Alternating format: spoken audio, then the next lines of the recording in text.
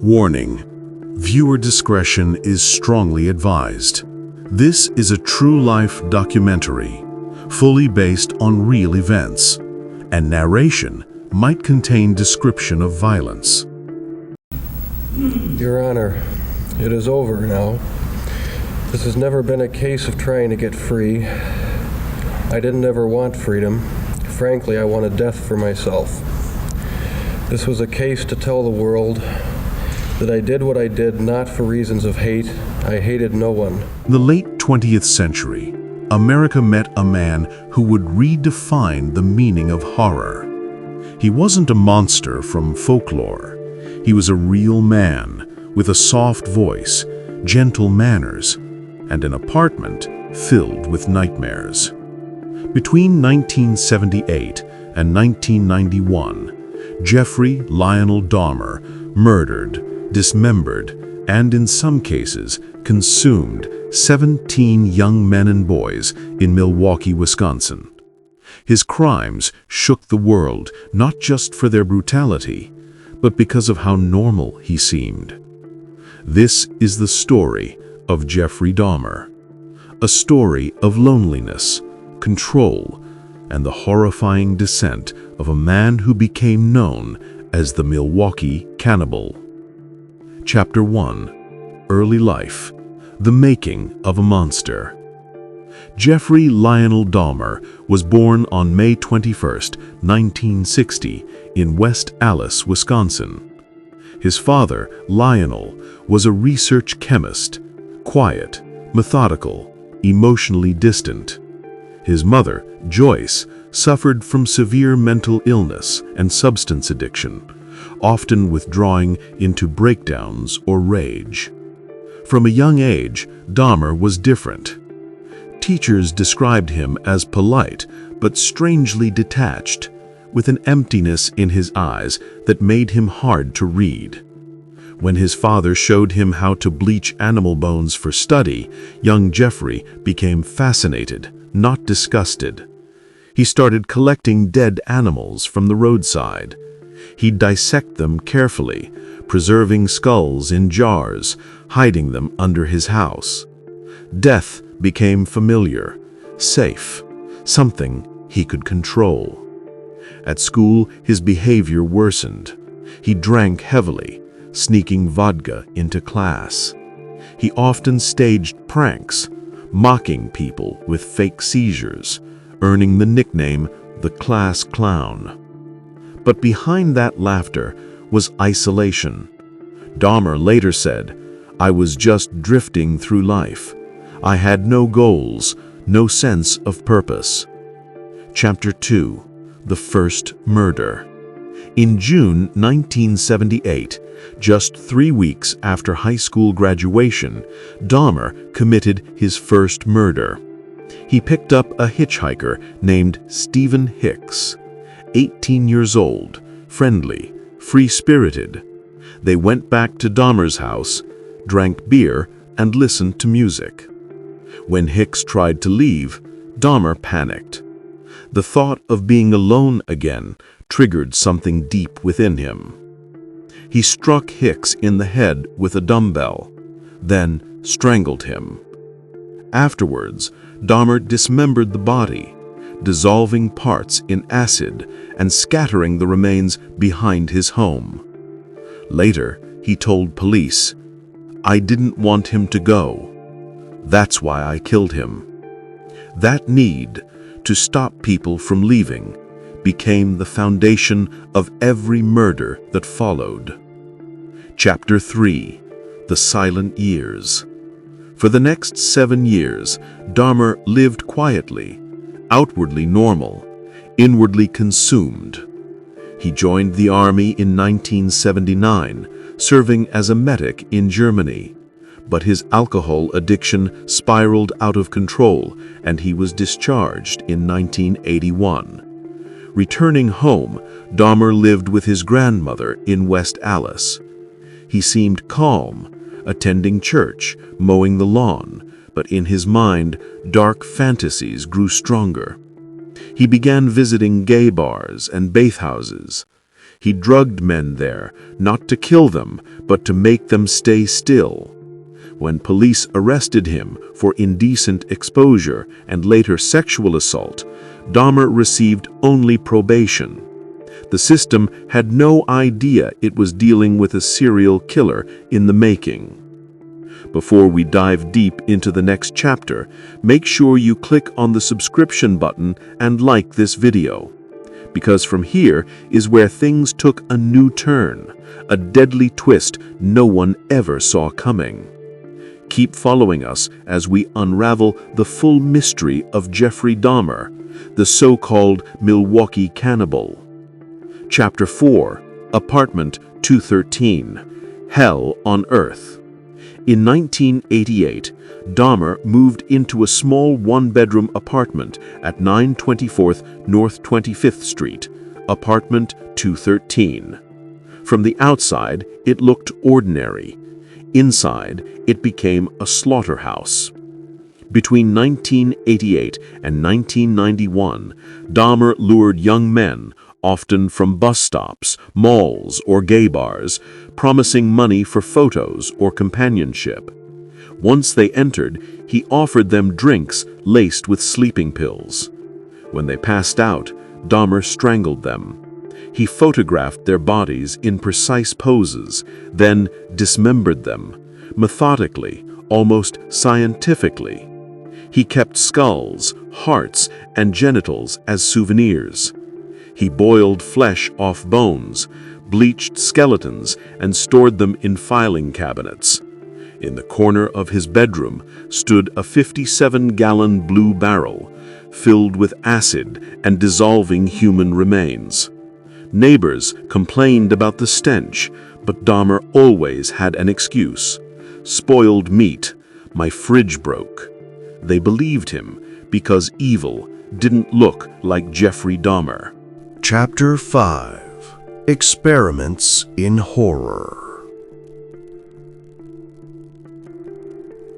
By 1990, Dahmer's crimes became even grotesque.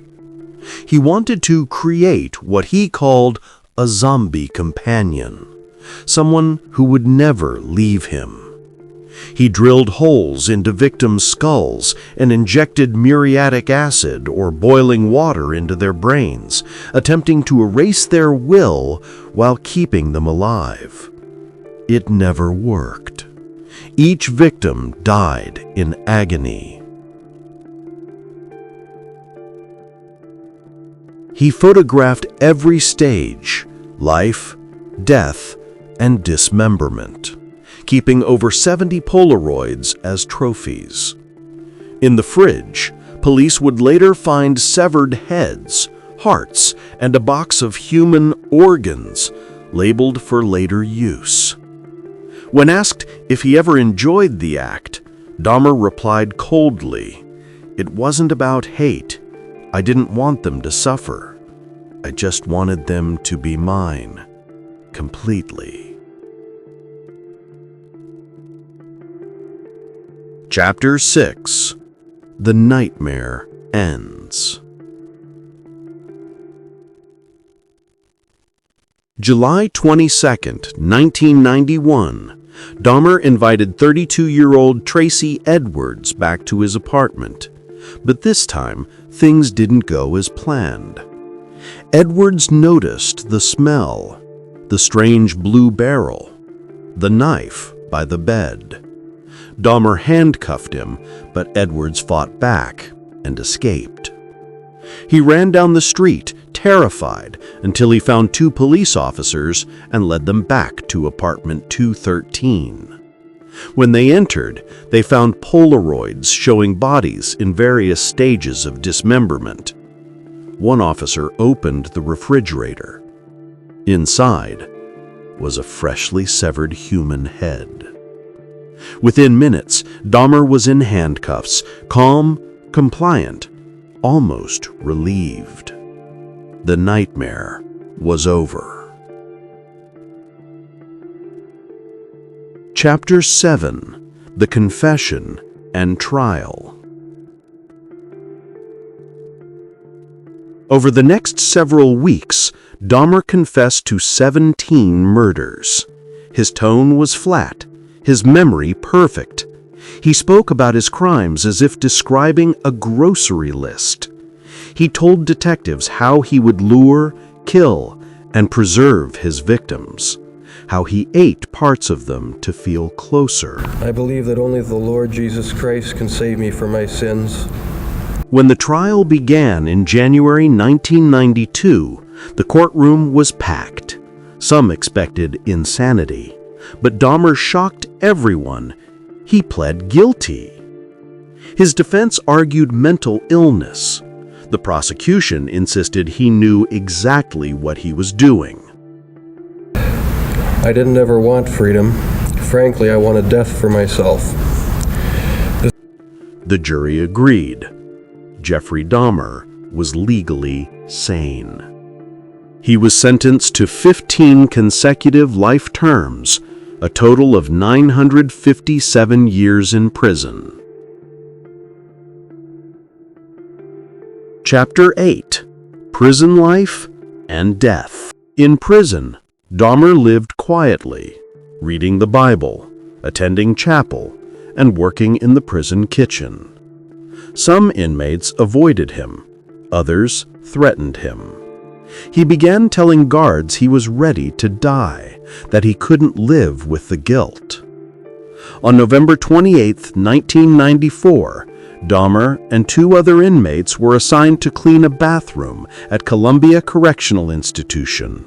One of them, Christopher Scarver, a convicted murderer, attacked him with a metal bar. Dahmer died instantly, his skull crushed.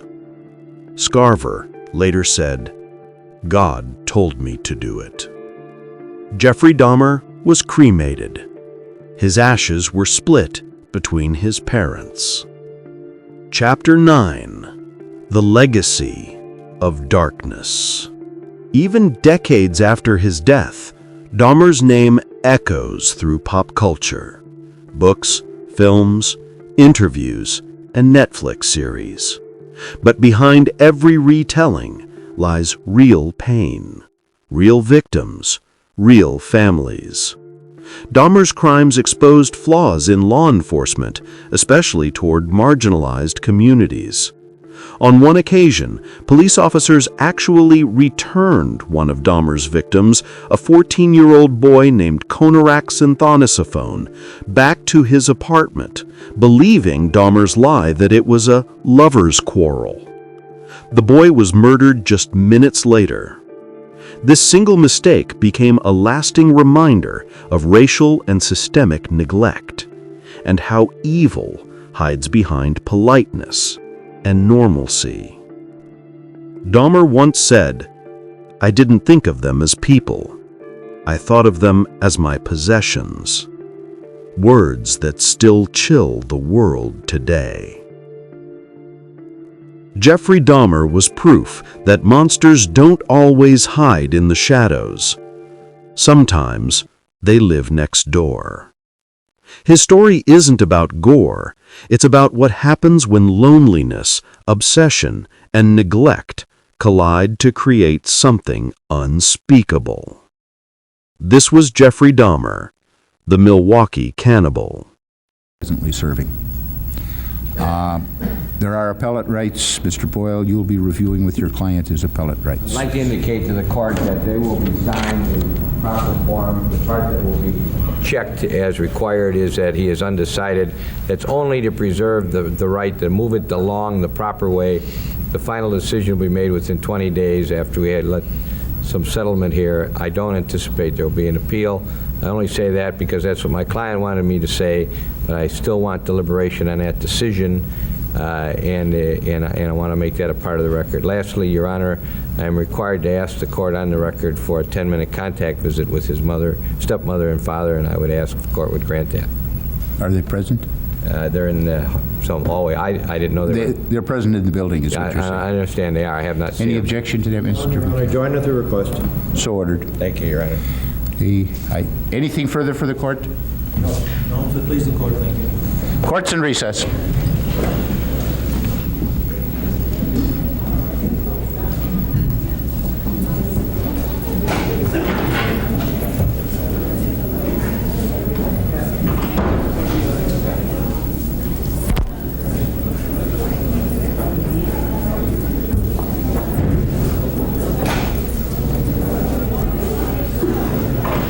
You've reached the dead end, where true stories are darker than fiction. Subscribe and face the next nightmare.